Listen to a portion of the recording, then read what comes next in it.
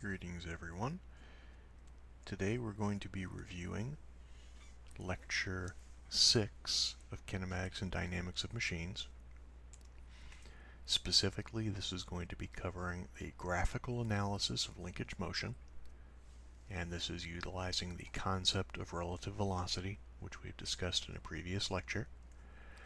We're going to use that information to develop something called the velocity polygon, which we will use to be able to get quite a bit of information about what's going on with the linkages in question. And we will use that to actually do a full graphical analysis of some basic linkages. Graphical analysis is a very useful tool because it's something that is intuitively grasped easily, sticks with you pretty well. You're going to remember it long after you, at least for most practical purposes, forget the exact details of the equations that we've looked at. And it's very quick to do. It's easy to do on a CAD program, and your results are very accurate on a CAD program. So, useful topic. We will also be covering in a future lecture the concept of centros in section 3.14, and hopefully that will clear up some of the questions about why we label graphs the way that we graph them. Alright, let's get started here. So, graphical analysis of linkage motion. Now, we've talked about the concept of relative velocity. And relative velocity is, if you imagine, for instance, an ant standing at a point. Let's go ahead and use O1 for the starter.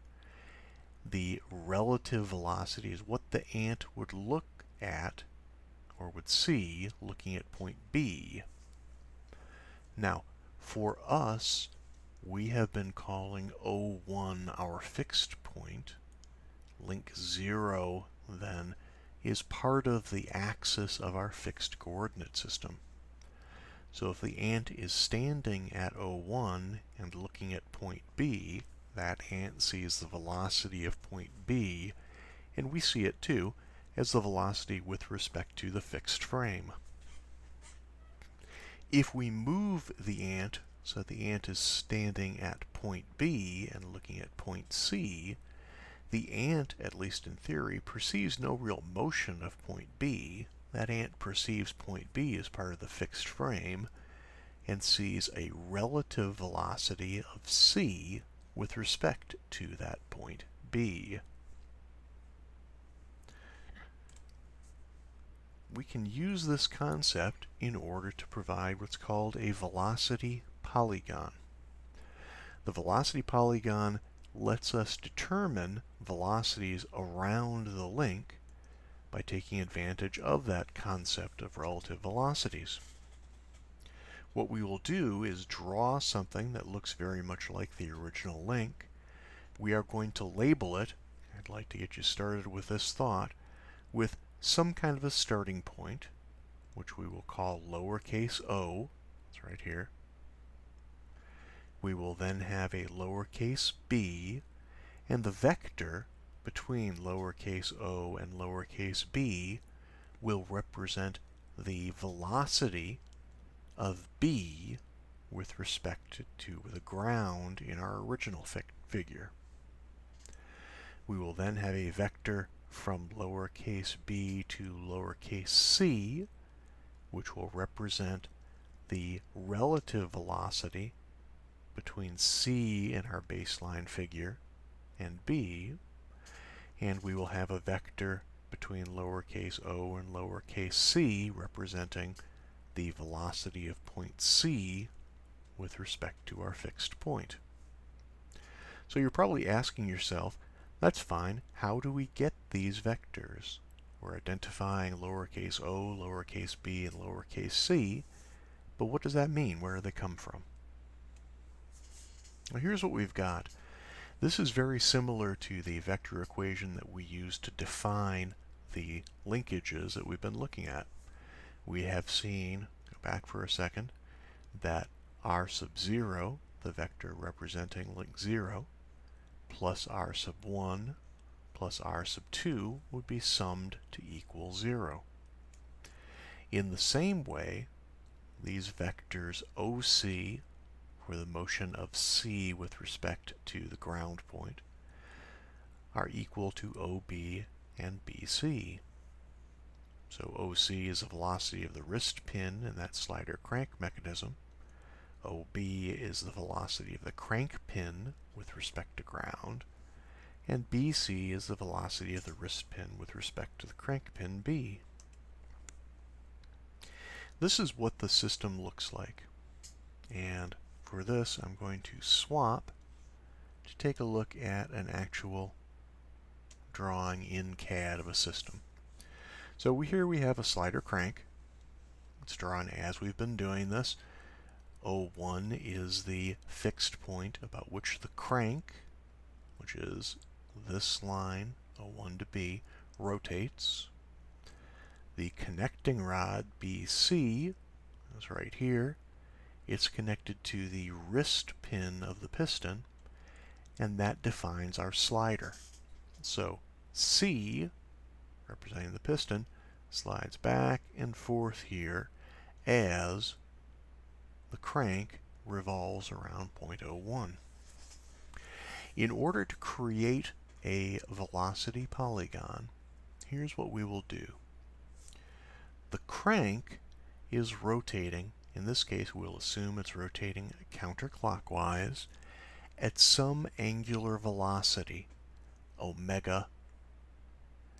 The velocity then of point B, if we hearken back to the last lecture, can be found as V is equal to omega r. That gives us the magnitude. Remembering, though, that the velocity represents a vector quantity, we have both a magnitude and direction. So, if the crank is rotating counterclockwise about point O1, there's a velocity at point B that's running off in this direction. It is actually perpendicular to the line, the straight line between point B and O1. And its magnitude then is equal to omega multiplied by the length of this line. I can draw that vector, which I've just done here. This is the velocity magnitude that represents point B. Its length will be equal to omega multiplied by the length of O1B. In this case, I've drawn it at a smaller size just because it would get kind of large. And I should give you probably the dimensions of this figure. So O1B is 25, BC is 37.2, and the length O1C at this point is 51. So if I have an angular velocity then of 10 radians per second, the velocity of point B would be equal to 10 multiplied by 25, or 250. This 25 is in millimeters, so 250 millimeters per second. And that's what this length would describe. Turn the dimensions off for a second. So this is the first line of our velocity polygon, and it does fully describe the velocity of point B. There are a couple of other things that I know right away.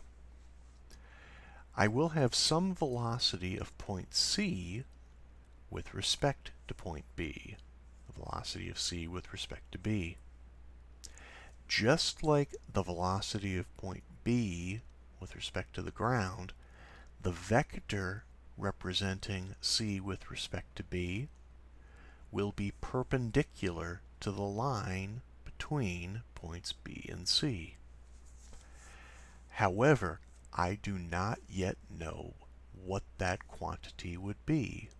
We have a 1 degree of freedom mechanism, so we will generally be given one angular velocity.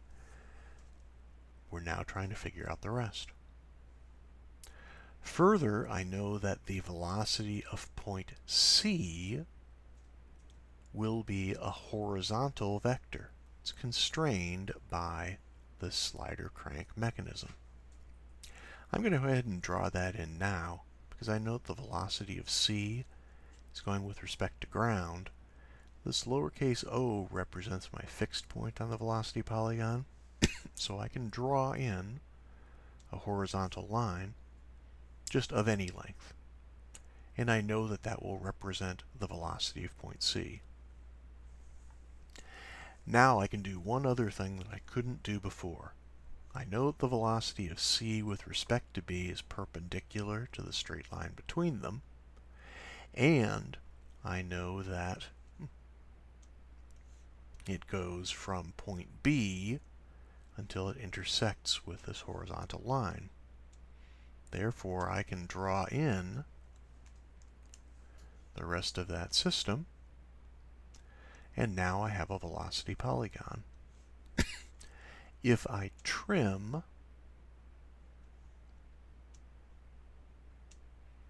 the line that represents the velocity of c with respect to ground, this actually gives me then all of my velocities around the mechanism.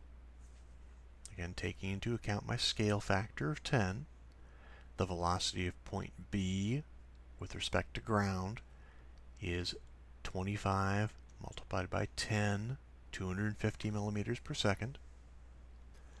The velocity of point C with respect to B is also 250 millimeters per second.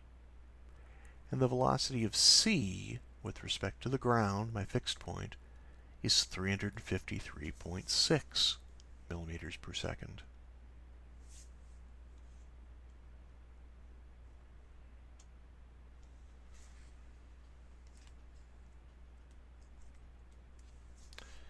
Now, if any of the lines on our velocity polygon are not zero, that's an indication that there is rotation on those lines.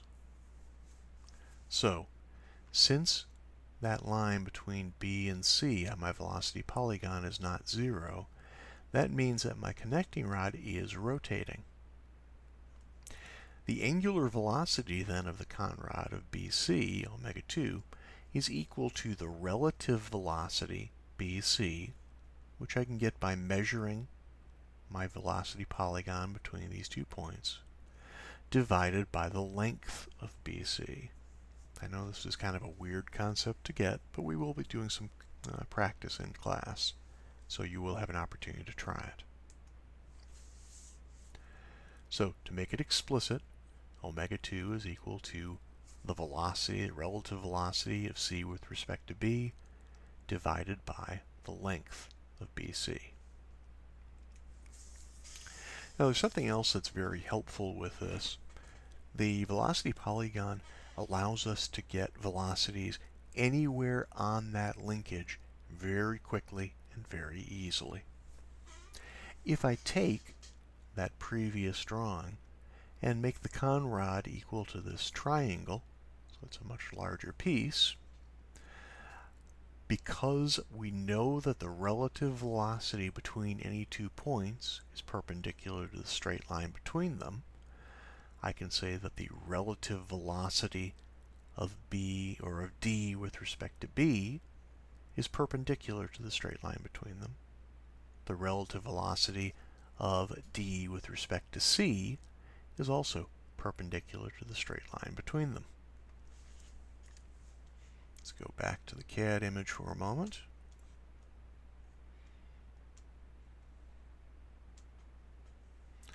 So here is that triangle drawn in place of the conrod. And here is my slider crank mechanism using it.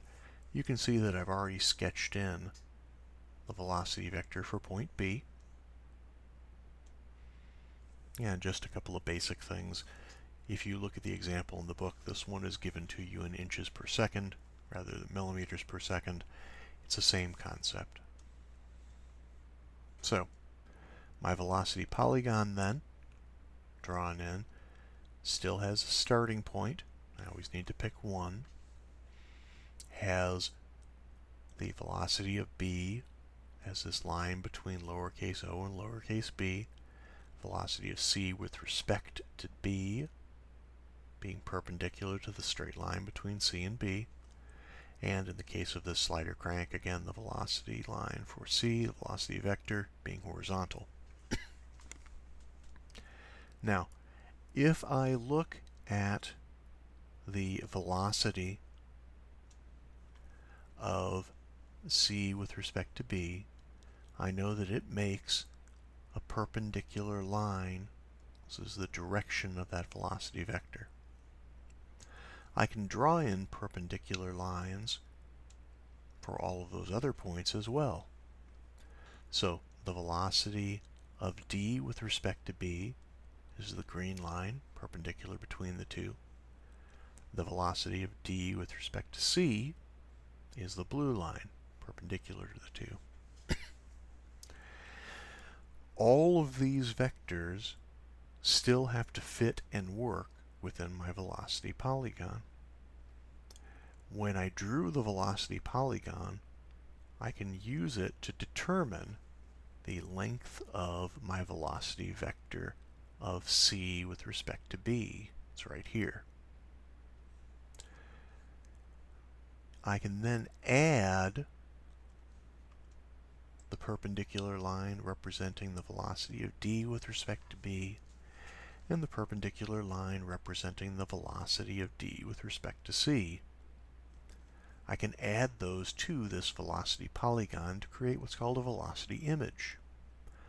I know that the relative velocity of d with respect to b as the direction of this green line and its intersecting point b.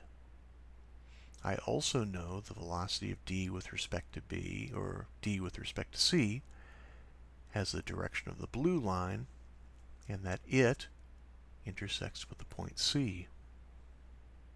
If I draw those two lines in to where they intersect, that intersection point is point D. This line that I've just highlighted between lowercase o and d, this represents the velocity of d with respect to the ground. So I can very, very easily get quite a bit of information from just that picture.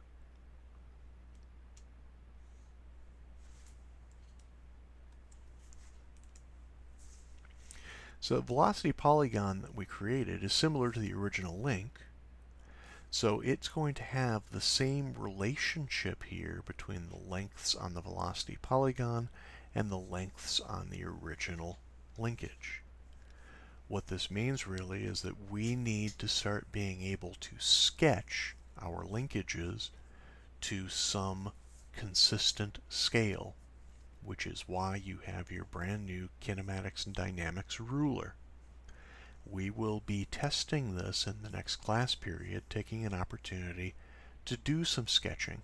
I will bring in graph paper so that we can all get an opportunity to try it together.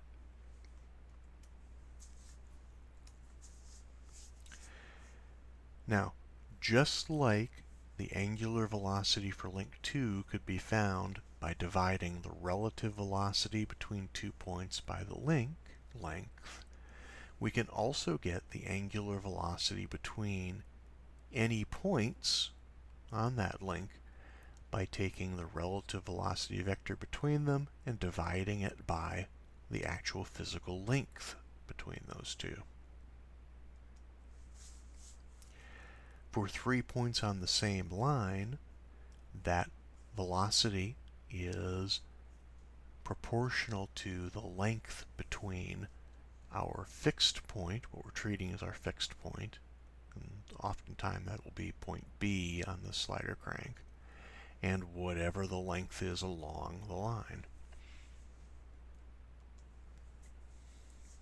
Now, this is probably a little confusing at start, so I would urge you to read through section 3.7 in the book and be prepared by making sure you bring your ruler and perhaps a pencil to the next class so that we can do some practicing.